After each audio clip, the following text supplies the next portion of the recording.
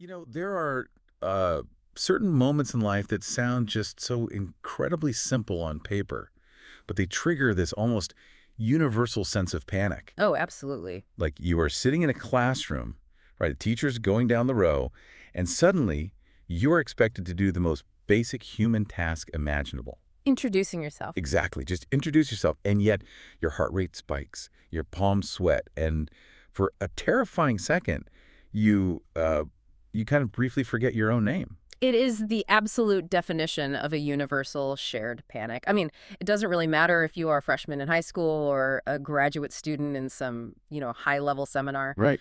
That moment of sitting in your chair doing the mental math of how many people are left before it is your turn is just terrifying. Which is exactly why you were joining us today. So welcome to this deep dive. Glad to be here. Our mission today is to essentially shortcut your path to mastering the art of the school self-introduction.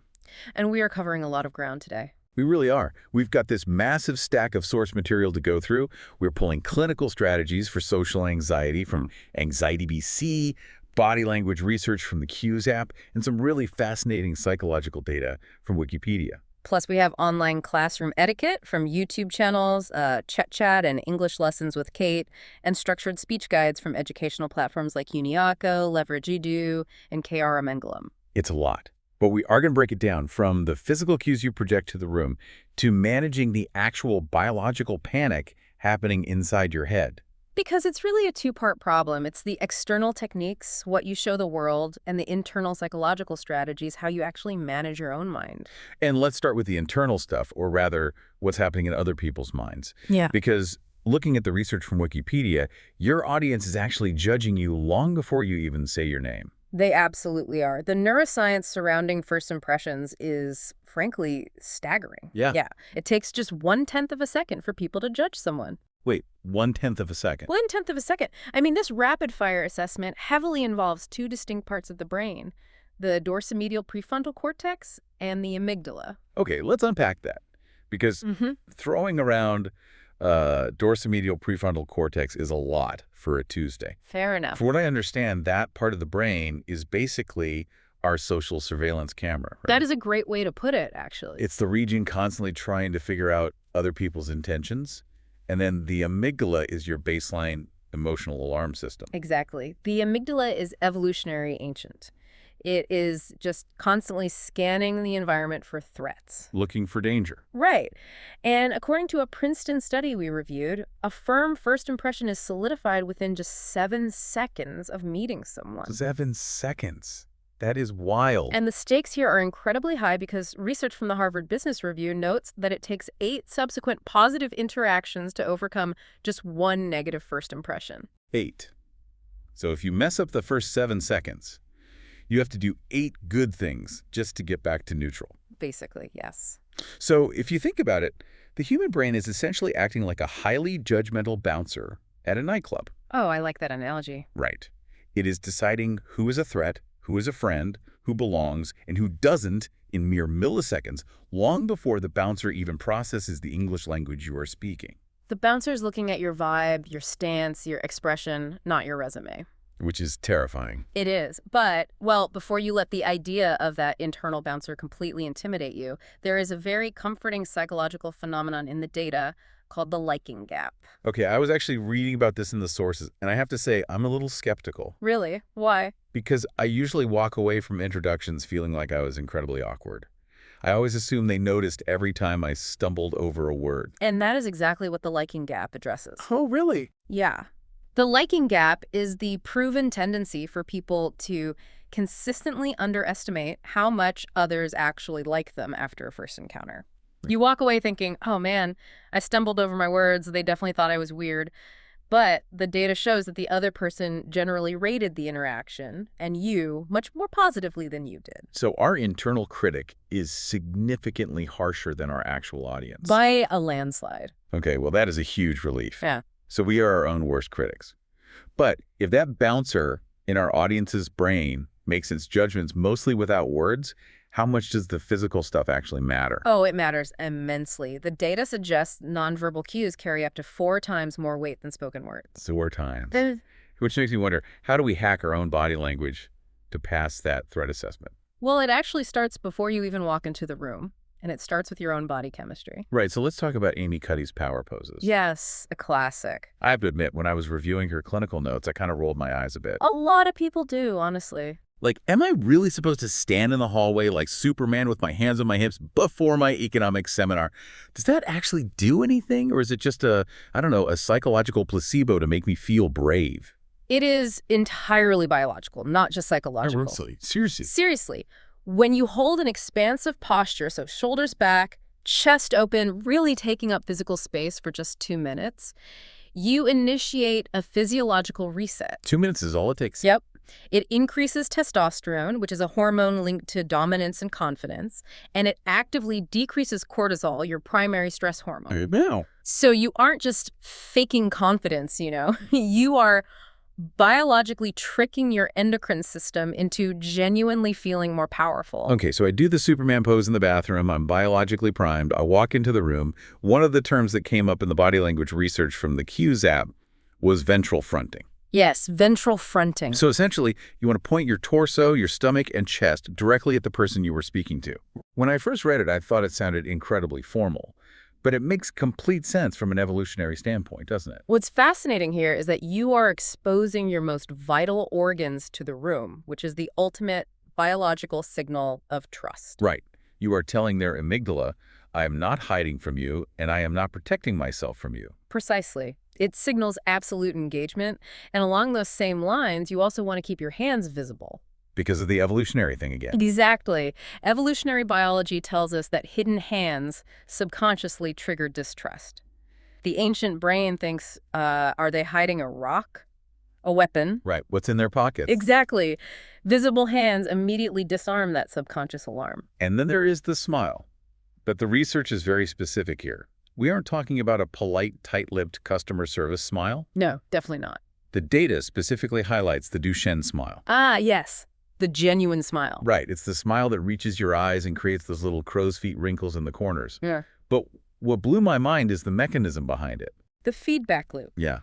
Forcing a Duchenne smile doesn't just make you look friendlier to the class. The physical act of engaging those specific eye muscles actually stimulates endorphin production in your own brain. It's amazing. You are literally making yourself happier in real time just by smiling correctly. It's a fantastic biological hack. And if you are in a situation that requires a handshake, say, a smaller graduate seminar or a university interview, the mechanics are incredibly specific for a reason, too. Like how specific? Well, you want web-to-web contact. Web to web. Yeah, that means the webbing between your thumb and index finger directly meets theirs. Why the webbing specifically? Like, why does that matter? Because the webbing of the hand is densely packed with nerve endings. When you apply firm pressure there, just 2 to 3 solid pumps, it triggers the release of oxytocin in both brains. And oxytocin is the bonding hormone, right? Exactly. A firm web-to-web handshake can build as much chemical rapport in 3 seconds as 3 hours of continuous conversation. I'm sorry, 3 seconds equals 3 hours of talking. Yeah, that's what the data suggests. That is an insane return on investment for just moving your arm correctly. It really is. And you pair that with eye contact. The research from the Q's app suggests holding eye contact for 3 to 5 seconds at a time. Right, you need that balance. Long enough to look engaged, but short enough that you don't look like a predator locking onto prey. Exactly. Nobody wants to be stared down. And another fascinating evolutionary hack is mirroring. Oh, like copying what they do. Subtly, yes. Subtly matching someone's gestures or posture.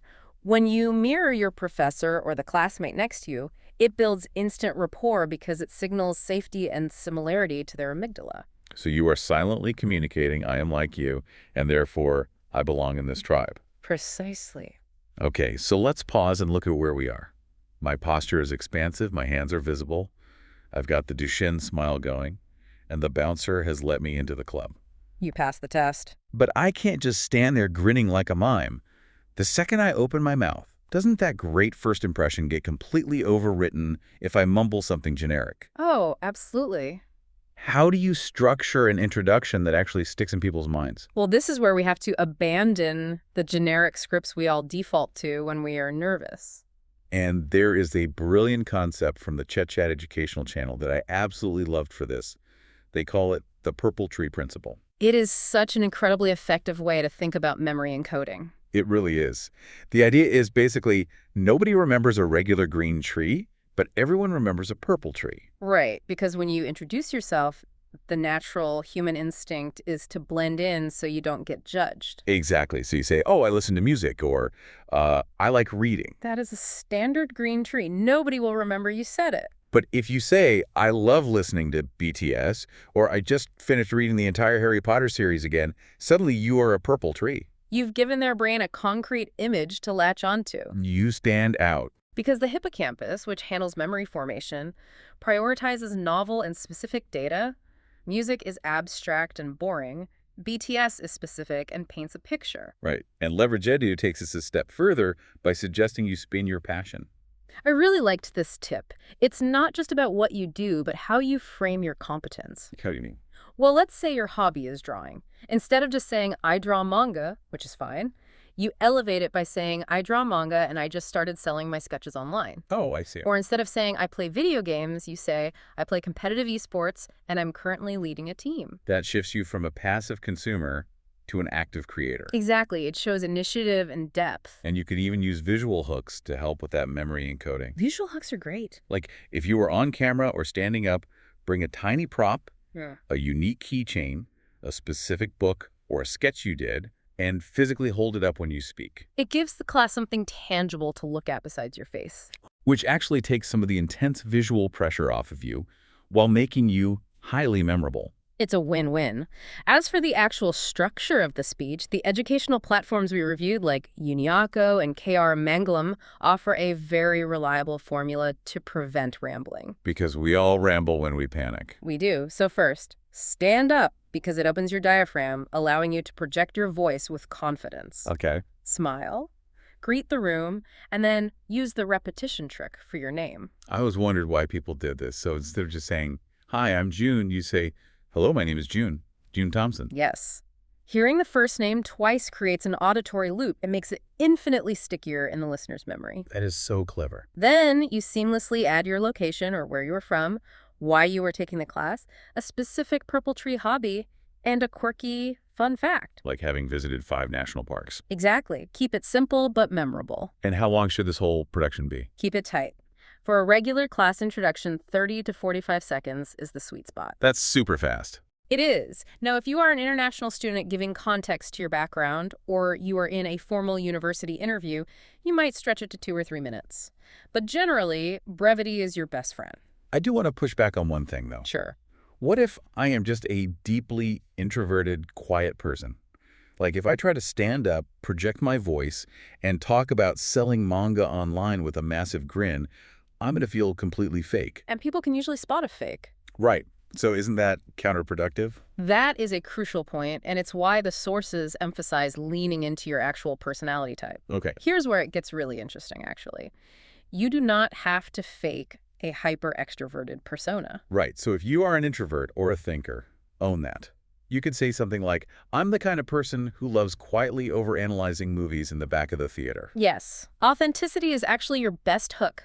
People connect with genuine humans, not perfectly rehearsed robots trying to play a character. Which brings us to a really modern problem. The digital classroom. Exactly. The way we connect with humans has drastically changed. What happens when there is no physical room to walk into? What happens when the bouncer is just a glowing green light on your laptop? It is tough. All that great body language and speech structure can be completely ruined if you don't adapt to digital etiquette. The dreaded digital grid. The Chat materials refer to this as the think inside the box strategy. Because your webcam frame is your entire world in that moment. Yeah. I mean, it is like you are the director of a custom movie set. You get to curate exactly what your classmates and your professor get to see. That is a perfect analogy. You are the set designer. Right. And that means basic netiquette is crucial. Right, like from English lessons with Kate and the other channel. Exactly. It means not lounging on your unmade bed in pajamas. Please no. You need to find a plain background or use a clean virtual one. You must ensure you have natural light facing you so you aren't just a menacing silhouette. And always do a mic check. Just a simple, am I audible, before you launch into your purple tree speech. Because there is nothing worse than delivering the perfect, charismatic introduction on mute for a minute straight while 30 people awkwardly wave at you. Oh, it shatters your confidence entirely. It really does. But what about asynchronous online forums? A lot of university classes just use text discussion boards for introductions now. Like, introduce yourself in 300 words. Those can feel even more judgmental because people can actually reread your text. Yes. For text-based forums, the golden rule I gathered from the etiquette guides is less is more. Really? Even if they give you a word count? Yes. Your classmates are scrolling through 50 of these. They are much more likely to read one succinct, cleanly formatted paragraph than a massive wall of rambling text. So use proper grammar. Formatting matters just as much as content. Absolutely. You also want to avoid text speak and critically read it out loud to yourself before clicking submit to catch any weird robotic phrasing. Well, that's a great tip. And upload a profile photo. Yes. In a sea of gray avatar icons, a face allows people to humanize you. It grounds your text in reality. There was also a fascinating tip from Leverage Idu for cutting through screen fatigue during live online classes. The microprompt. Yeah. We all know how dead and quiet a digital classroom can feel. They suggest adding a tiny, relatable prompt to the class at the very end of your intro. Just to get a reaction. Exactly. Something simple like, did anyone else barely survive their morning lecture without coffee today? It is brilliant because it forces engagement. Right. It creates instant community. You see 3 or 4 people physically nodding or smiling in their little boxes. Suddenly, you aren't just a stranger broadcasting into the void. You are a peer having a shared experience. So we have the body language to pass the threat assessment. We have the purple tree script to ensure you are remembered. We have the digital movie set curated. Right. But we have to address the elephant in the room. The actual panic. Exactly. What happens if you have all of this prepared, but the internal panic is so loud you literally cannot execute any of it? Right. I mean, I can have my webcam perfectly lit and my script written on a sticky note.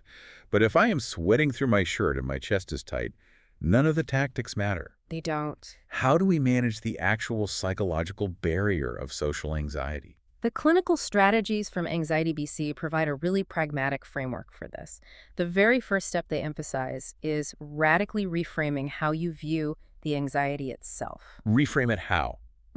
Because, frankly, when I'm panicking, it feels like a personal defect. It feels like my brain is broken.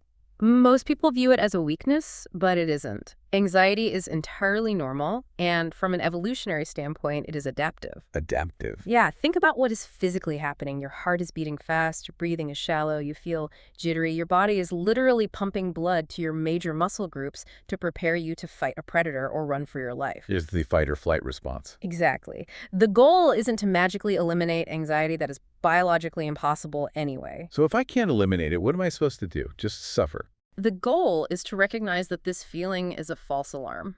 A false alarm. Yes. Your body is reacting as if there is a tiger in the room, but logically you know there is no tiger. It's just a Tuesday history class. Oh, I see. It's like a highly sensitive smoke detector going off because you burned toast, not because the house is actively burning down. Precisely. The alarm is real, but the danger is not. And accompanying that physical alarm are the anxious thoughts. Like I'm going to sound stupid. Or everyone is going to laugh at my voice. Or I'm going to ruin my reputation on day one. Right, those spiraling thoughts. Anxiety BC emphasizes a really powerful cognitive behavioral concept here. Anxious thoughts are just guesses. They are not facts. They're predictions of a catastrophe that hasn't actually happened yet. Exactly. But because we predict that catastrophe, we try to protect ourselves with what clinical psychologists call safety behaviors. Safety behaviors. Like what?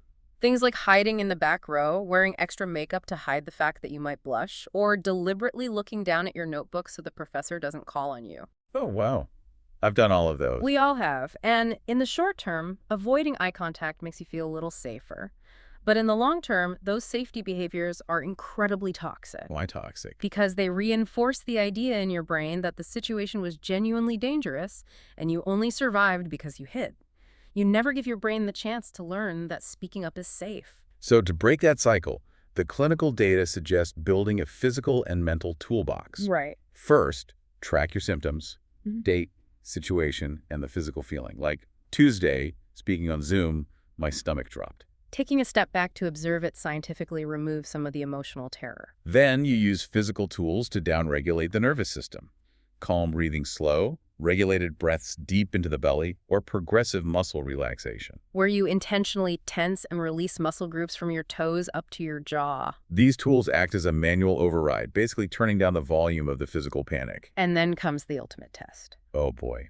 I have to bring this up because it sounds completely unhinged to me. Exposure therapy. It is arguably the most effective way to rewire an anxious brain. But the concept is that you intentionally test your fears by purposefully doing the thing you were terrified of. Yes. Like, you purposely drop a pen loudly in a dead silent lecture hall.